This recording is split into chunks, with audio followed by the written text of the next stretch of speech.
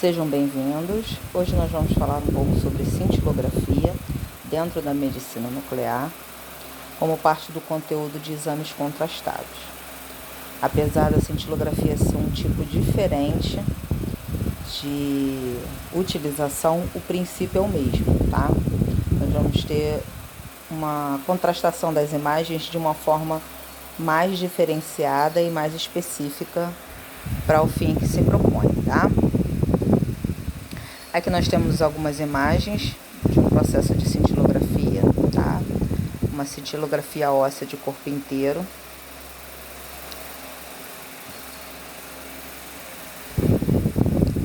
A cintilografia também é conhecida como cintigrafia, gammagrafia, cintilograma ou cintigrama e é uma área do diagnóstico por imagem dentro da medicina nuclear. As imagens são obtidas por meio da radiação emitida pelo paciente, diferente de outros tipos de exame dentro da radiologia. Temos aqui mais duas imagens de cintilografia. A gente consegue perceber que é uma imagem bem diferenciada do que a gente está habituado dentro da radiologia, né? A cintilografia é um método de diagnóstico por imagem amplamente utilizado na detecção e acompanhamento de diversas doenças. A medicina nuclear, especialidade que realiza os exames de cintilografia, é uma área médica em constante evolução. Muitos pacientes se assustam com o pedido desses exames, grande parte das vezes por puro desconhecimento. Essa é uma máquina de cintilografia, tá? O que é a medicina nuclear? Para entender, é preciso entender os conceitos da medicina nuclear. A medicina nuclear, para o diagnóstico, utiliza substâncias radioativas em conjunto com fármacos que são inseridos no corpo humano, em geral por via endovenosa, e essas substâncias são chamadas de radiofármacos. Aqui eu coloquei um esqueminha do caminho que o radiofármaco faz. A partir do urânio chega-se o gerador de tecnésio. O urânio é bombardeado com nêutrons durante uma semana, processo químico que resulta na separação do molibdênio do urânio, a solução de molibdênio 99 com alta pureza, na forma de cápsulas, são enviadas à radiofarmácia. Na radiofarmácia, as cápsulas de molibdênio 99 são depositadas no gerador de tecnésio. Médicos e especialistas extraem do gerador a solução de tecnésio usada como contraste em exames por imagem. E ele vai ser captado pelo órgão específico, tá? Então, esse é o caminho que é feito por todo radiofármaco. Aqui nós estamos falando sobre o tecnésio, mas o processo é semelhante para todos eles, tá? A medicina nuclear utiliza materiais emissores de radiação, radionuclídeos, para a realização de exames por imagem. Os exames são seguros, não invasivos, praticamente indolores e fornecem informações que outros exames diagnósticos não são capazes de detectar. A cintilografia, ao contrário das técnicas de imagem convencionais, como a radiografia, a tomografia computadorizada, o ultrassom ou a ressonância, tem como base a análise da função dos tecidos e de órgãos. Nela, as imagens são obtidas por meio da radiação emitida pelo material administrado ao paciente. Os radionuclídeos podem ser administrados por via oral, venosa, subcutânea ou inalatória.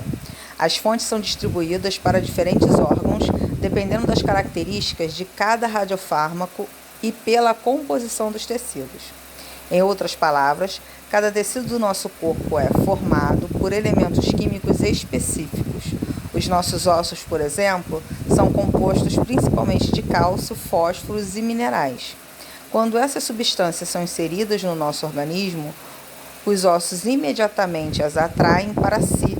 O que a medicina nuclear faz é tirar proveito desse fenômeno, analisando a concentração de substâncias geradas por essa atração. Então, o que acontece? Dependendo do órgão ou tecido específico que quer ser examinado, vai ser utilizado um fármaco diferente e um radionuclídeo específico que vai ser captado por esse órgão. Por exemplo, a tireoide vai ter uma captação maior do iodo, então vai ser utilizado o iodo 135, tá? Então, a partir da captação, da intensidade de captação do tecido, o médico consegue determinar o que ele quer visualizar, tá? Ele consegue confirmar ou não um diagnóstico. Aí aqui uma tabelinha de radionuclídeos para cérebro tecnésio 99, glândulas salivares, garganta, tireoide, iodo 123 e iodo 131, coração, estômago, próstata, iodo 125, ossos, samário 153, tecnésio 99, tecidos moles, intestino, fígado. Então, dependendo da estrutura, do órgão ou do tecido a ser visualizado, vai ser utilizado um radiofármaco diferenciado para justamente poder perceber essa captação.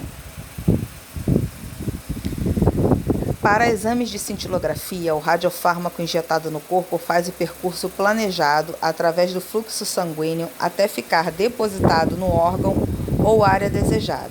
Em seguida, o paciente é colocado numa câmara capaz de identificar a emissão de radiação dos radiofármacos, a gama-câmara. Pela leitura do equipamento, as imagens são geradas e permitem identificar qualquer anomalia ou alteração na área investigada. Os radiofármacos mais comuns para exames de cintilografia são os que utilizam o tecnésio 99 e o iodo 131, ambos em pequenas quantidades para não oferecer perigo algum ao organismo do paciente. O aparelho gama-câmara, ou câmara de cintilação, é um sistema de detecção de radioatividade utilizado para o estudo de diferentes radiofármacos. A radiação gama emitida pelo radiofármaco no organismo do paciente interage com o detector da gama-câmara, produzindo emissão de luz, cintilação. Esta luz é convertida em sinal elétrico.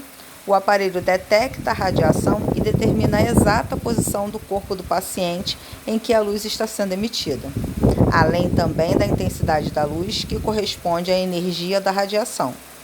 Outros aparelhos têm a capacidade de processar imagens tomográficas, o PET-scan, de forma que une as imagens funcionais do exame às imagens anatômicas da tomografia computadorizada.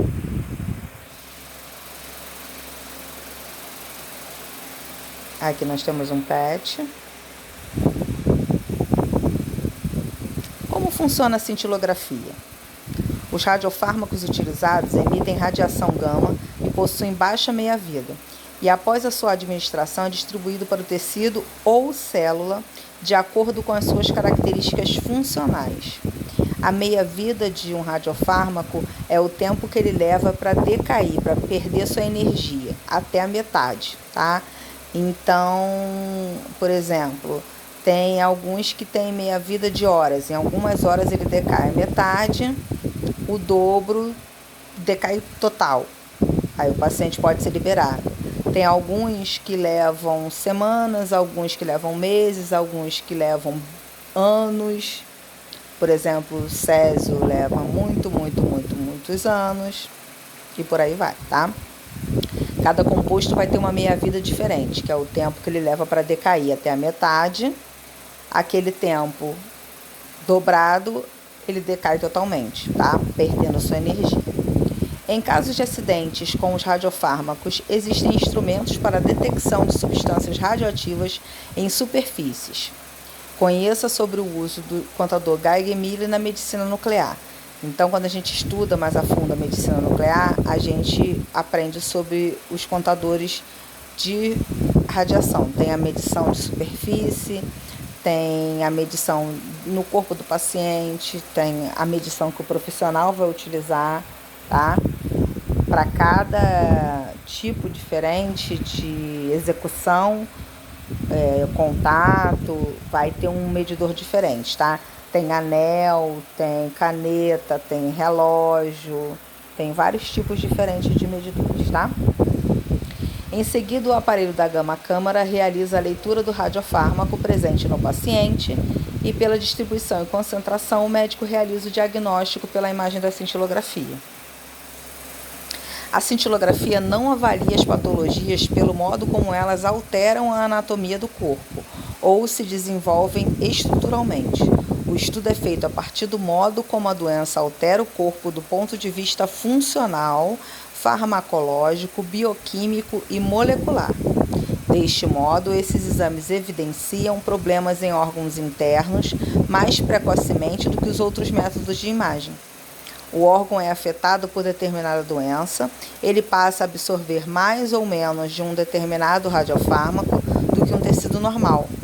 Nesses exames, um radiofármaco é utilizado para determinar se o grau de absorção está alterado e, consequentemente, se existe doença em atividade. Após a administração do radiofármaco, esse tempo pode variar para cada tipo de estudo, o aparelho faz um rastreamento do corpo, analisando o padrão de radioatividade e criando imagens que mostram o percurso da substância e o local onde ela se acumulou. Aí aqui nós temos um esqueminha para fazer uma demonstração de cintilografia miocárdica, cardíaca.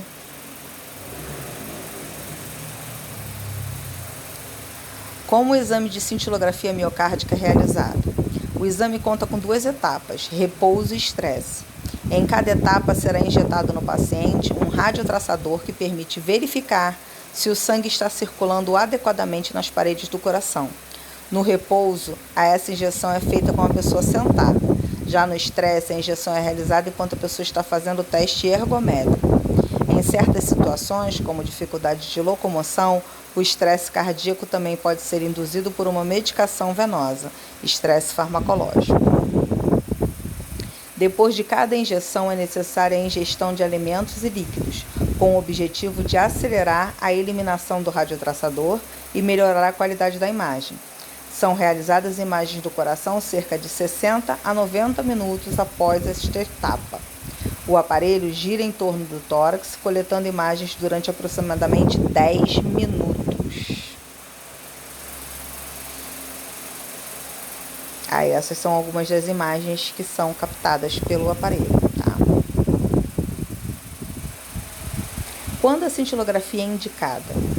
Este exame pode ser solicitado por diversos fatores.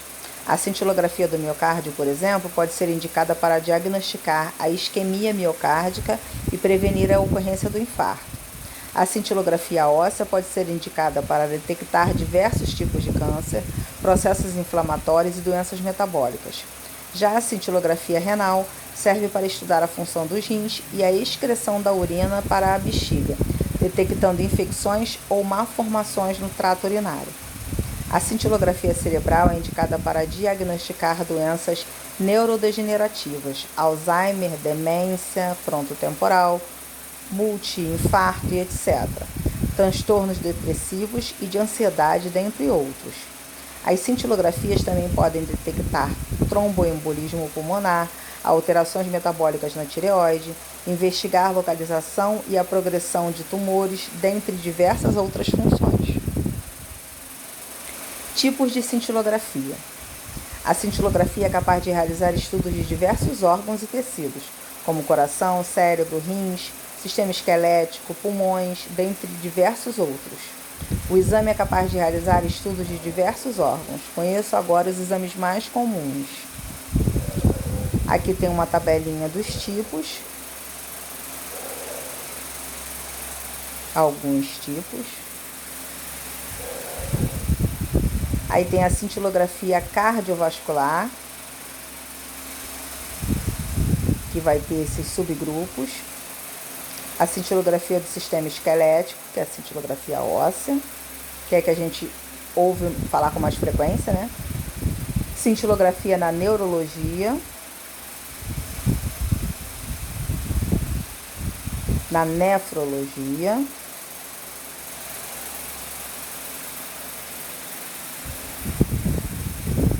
na endocrinologia e na pneumologia.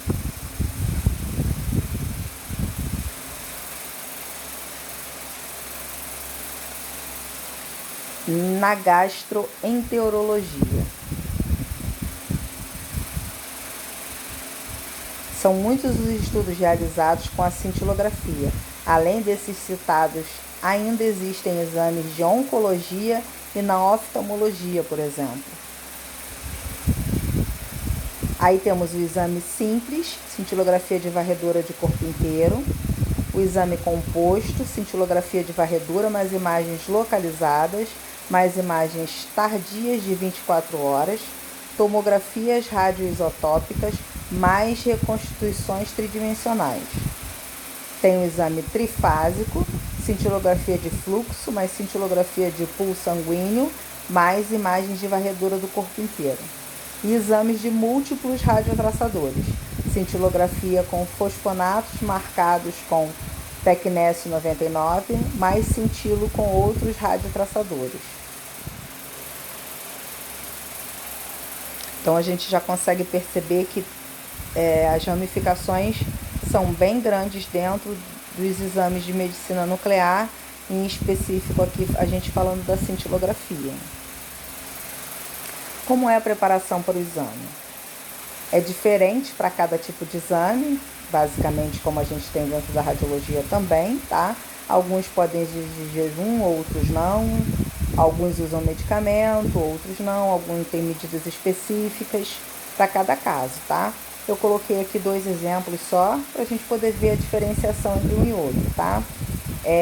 No caso da cintilografia, por ser um exame bem mais específico, ele vem normalmente com uma orientação ao paciente com informações, tá? Então, vem informações ao paciente sobre a cintilografia óssea. Aí vem explicando do que se trata, tá? O exame é realizado de 3 a 5 horas, imagens são adquiridas em um equipamento chamado gama-câmara, as informações básicas que a gente já teve lá no começo, tá? Aí vem o preparo para o exame. Não é necessário jejum, não é necessário bexiga cheia, não é necessário suspender medicamentos, será necessária ingestão de líquido após a ingestão do radiofármaco e as outras informações seguintes, tá? Aí vem a observação embaixo. O exame é contraindicado para gestantes e para aqueles que estão amamentando. Por medida de proteção radiológica, não vem acompanhado por mulheres grávidas ou crianças. E as informações do estabelecimento, tá? Então, no outro tem a variação, né? Necessário jejum e é necessário beber 4 copos d'água de 600 ml para adultos e 7 ml para criança, 10 minutos antes do exame. Esvazie bem a bexiga imediatamente antes do início do exame. Procure vestir roupa confortável, sem excesso de botões ou peças metálicas, senão o paciente precisa fazer a troca total pelo roupão. Vem explicando cintilografia renal e etc. Então, dependendo do tipo específico de exame que vai ser realizado, as informações são diferentes, tá? Eu peguei esses 2 informativos porque eles estão bem completos e eu achei muito interessante ele vir com uma préviazinha da informação sobre o tipo de exame que o paciente está realizando. Eu achei bem interessante esse esquemazinho de identificação e orientação para a realização do exame, tá? Aí vem a hora do exame, o dia, tudo direitinho. Então, estando tudo num papel só, para o paciente é muito mais cômodo, tanto para ele guardar, quanto para ele ter essa informação em mãos, tá? Muitas pessoas têm certo receio de fazer exames de cintilografia da medicina nuclear, tendo em vista que terão que se submeter a radiofármacos, substâncias com pequenas doses de radiação. O que podemos dizer desde já é que o risco é mínimo e sem respaldo de relatos reais, já que a parcela de radiação é pequena demais para causar alterações biológicas no paciente. Em contrapartida, o exame oferece o benefício de um diagnóstico extremamente avançado, essencial para o acompanhamento de determinadas condições de saúde. Então, aqui a gente vai ter uma demonstração de custo-benefício bem valiosa, tá? Então, o custo que pode ocorrer à saúde do paciente é muito pequeno, levado em consideração o benefício enorme que esse tipo de exame pode trazer para o prognóstico do paciente. posso ter alguma reação alérgica, já que a gente falou muito sobre reação alérgica quando a gente falou de iodo? É raro, mas existe a possibilidade da alergia. Os sintomas mais comuns são manchas vermelhas na pele, inchaço no rosto e a sensação de fechamento da garganta, que é o famoso e tradicional edema de glote. De qualquer desses sintomas ocorrer após a sua ida para casa, retorne ao setor para que possamos diagnosticar e tratar. Informe ao seu médico o conhecimento acerca de qualquer alergia que você possui. Isso é sempre o passo primordial. Não existe uma anamnese sequer que vá ser feita em relação à administração de meios de contrastes, tanto os tradicionais quanto, no caso aqui, a cintilografia, que não tem a solicitação de informação sobre prévia reação alérgica. Até porque a orientação é caso sinta ao chegar em casa, ou seja, são efeitos tardios. Se o paciente reparar que isso é por causa do exame, tem muitos fatores aí que podem desencadear um evento desastroso. Depende da distância que o paciente mora do estabelecimento onde ele fez o exame, as formas de locomoção que ele vai ter para retornar até o estabelecimento, se não é um paciente idoso, se não é um paciente com dificuldade de locomoção, um paciente que não tem um meio prático de se locomover, um paciente que mora longe. Tem pessoas que vêm de cidadezinhas do interior fazer esse tipo de exame em grandes polos, porque onde eles moram não tem esse tipo de exame. Então, essa situação do efeito tardio é muito complicado, muito complicado. Por isso é que a anamnese tem que ser bem detalhada para tentar mapear o máximo possível para evitar a ocorrência. É difícil de acontecer uma reação alérgica dessa? Mas impossível não é. Então, o seguro morreu de velho e é melhor ter todo o respaldo da anamnese. Mas e se o paciente omitir na anamnese? Se ele omitir na anamnese, ele mentiu. Você tem a anamnese para comprovar que ele mentiu, tá? Agora, se estava escrito lá que ele disse que era alérgico e ninguém prestou atenção, ninguém leu, aí o problema muda totalmente de foco.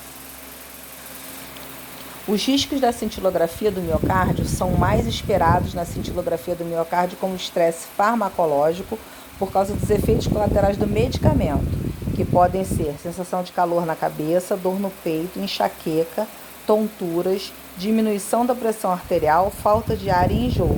Mas aí eles são específicos do medicamento que é utilizado para fazer o estresse na hora do exame, tá?